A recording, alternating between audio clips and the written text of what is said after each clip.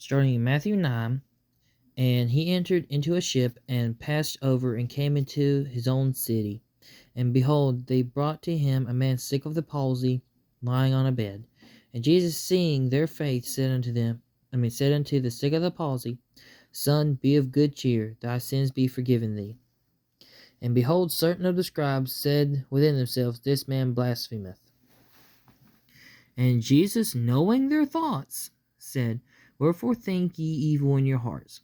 For whether is easier to say, Thy sins be forgiven thee, or to say, Arise and walk?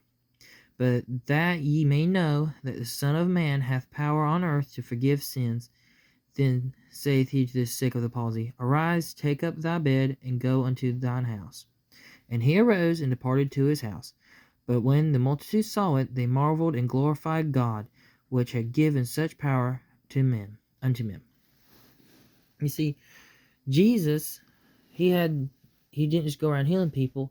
He knew the thoughts of the people who brought the sick man there, because just seeing their faith, he knew that the people brought the guy there, they believed in Jesus so the guy could get healed. It wasn't by the guy who was sick of the palsy got healed.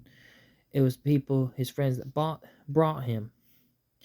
And he knew what they were doing. And the Pharisees got mad. Let's see, make sure it's the Sadducees. It says 7 scribes. Okay. Certain scribes say this man blasphemy. Okay.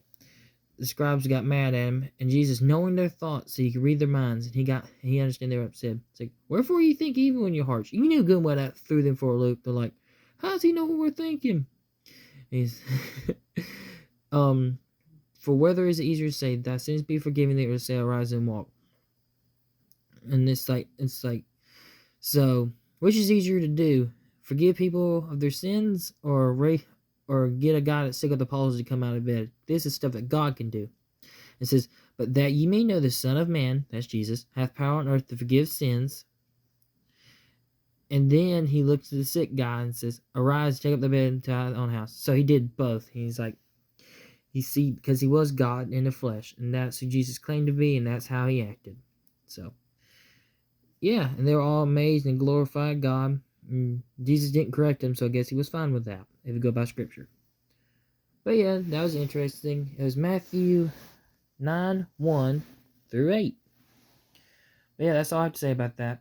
God bless you. Have a good day.